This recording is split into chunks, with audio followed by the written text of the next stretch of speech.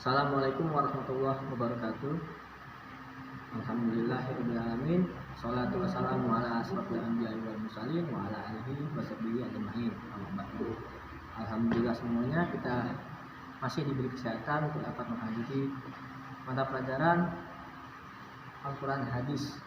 Pada hari ini kita akan mempelajari tentang manusia sebagai khalifah di muka bumi.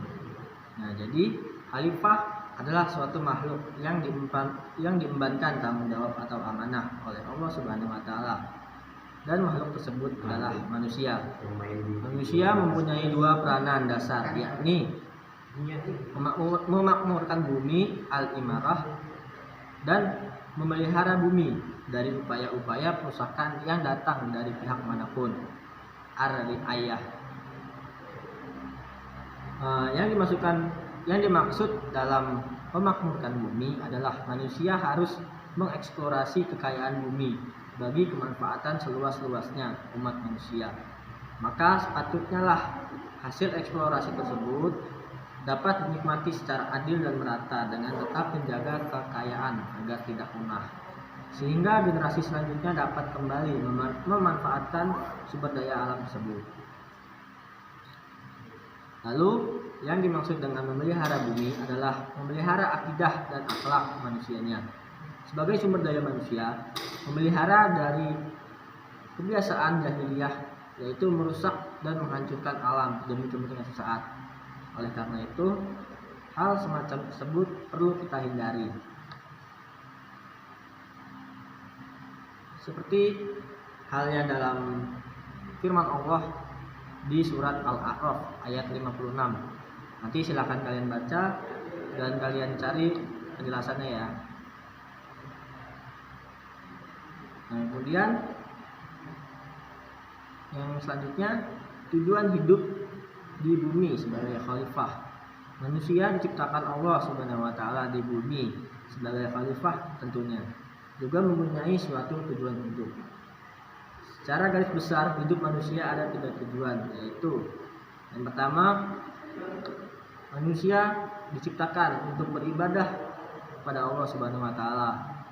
Yang kedua, untuk mempersembahkan amal-amal terbaik dalam rangka ketaatan kepada Allah Subhanahu wa taala. Yang ketiga, diciptakan menjadi khalifah di bumi. Nah, maksud dari manusia diciptakan untuk beribadah hanya kepada Allah itu terdapat di dalam surat Az-Zariyat ayat 56 yang bunyinya wa ma khalaqtul jinna wal insa illa liya'budun, yang artinya dan aku tidak menciptakan jin dan manusia melainkan supaya mereka mengabdi kepadaku. Nah, dari ayat tersebut dapat kita artikan tentunya secara luas bahwasanya dalam segala aktivitasnya manusia dituntut untuk selalu mengingat kepada Allah dengan cara dengan itu maka kita terjauh dari segala larangannya dan mendekat kepada semua perintahnya.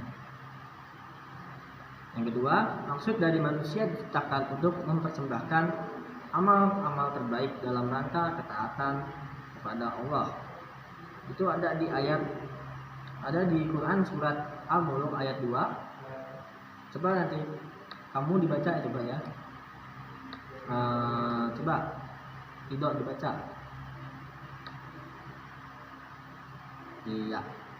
Jadi itu bacaan dari Quran surat Al-Mulk ayat 2 yang artinya yang menjadikan mati dan hidup supaya dia menguji kamu siapa di antara kamu yang lebih baik amalnya, dan dia maha perkasa lagi maha pengampun. Manusia sebagai khalifah di bumi dan sebagai hamba Allah harus mengalami proses penghambaan. Seorang hamba dituntut taat kepada sang penciptanya. Maka telah sepatutnya manusia memiliki amal yang soleh dan berlomba-lomba dalam berbuat kebaikan. Nah, yang ketiga, manusia diciptakan menjadi khalifah di bumi. Maksudnya, amanah yang diberikan hanya kepada manusia. Kekhalifahan ini adalah suatu amanah yang berat. Menjadi khalifah manusia berkedudukan sebagai wakil Allah yang bertugas mengatur ataupun mengelola alam raya sebaik mungkin.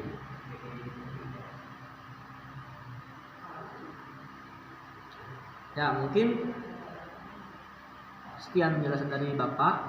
Nanti kalian bisa baca penjelasan lebih lengkapnya di buku yang telah. Ya mungkin sekian penjelasan dari Bapak.